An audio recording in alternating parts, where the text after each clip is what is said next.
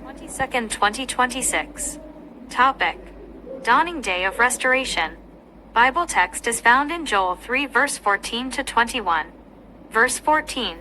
Multitudes, multitudes in the valley of decision, for the day of the Lord is near in the valley of decision. Verse 15. The sun and the moon shall be darkened, and the stars shall withdraw their shining. Verse 16.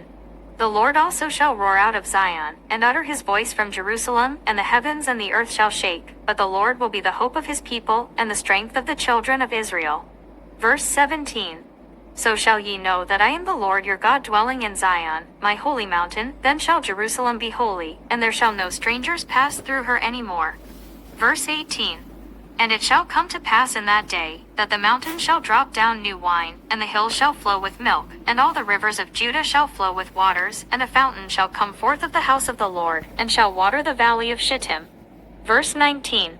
Egypt shall be a desolation, and Edom shall be a desolate wilderness, for the violence against the children of Judah, because they have shed innocent blood in their land. Verse 20.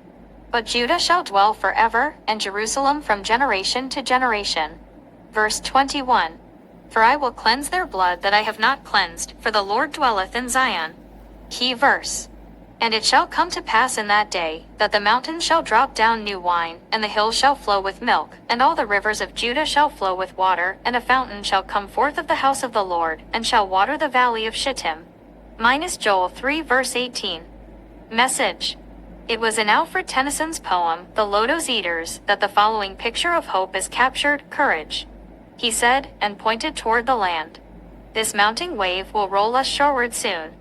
In the afternoon they came unto a land, in which it seemed always afternoon. All around the coast the languid air did swoon, breathing like one that hath a weary dream. The sea-wearied mariners finally found the shore of solace, where they excitedly burst into a joyful chorus: Our island home is far beyond the wave, we will no longer roam. A day of hope and restoration awaits the Israel of God after the Lord has dealt with their Gentile enemies. Prophet Joel saw in his vision hordes of God's enemies rushing headlong and mindlessly into the valley of God's decisive judgment. A day of divine recompense is yet in the womb of time. Israel should be assured of God's unfailing day of their full restoration to the land promised to them by the Lord. Over many generations, their enemies had enslaved, deprived, and vexed them with untempered bitterness. The Assyrians had ill-used them, the Egyptians had abused them, the Babylonians had traduced them, they had suffered untold hardship under the rule of the Medians and the Persians. The Greeks had not spared them too. The Romans had ruthlessly brutalized them and razed down Jerusalem finally in 70 AD. However, weeping may endure for a night, but joy cometh in the morning. These pains and pangs of many centuries under alien nations will soon be over, and a new dawn of peace, prosperity, and divine presence will be in the offering for Israel. As it was for the enemies of Israel, so it shall be in the end for the enemies of the Church of Christ. In contrast, the future is bright for those who have a cordial relationship with the Lord. People who trust Jesus Christ as their Savior will never be called into God's judgment court, and they no longer need to fear the storm.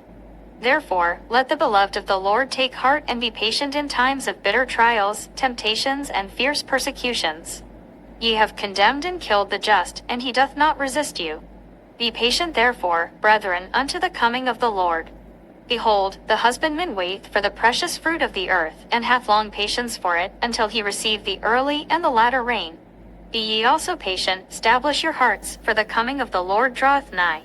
Like the chorus of the Lotos Eaters, these mounting waves of trials and temptation shall roll us eventually to the shore of rest. Thought for the day. Every adversity confronting God's people bears an expiry date. Bible in 1 year. Exodus 20 to 22. God bless you.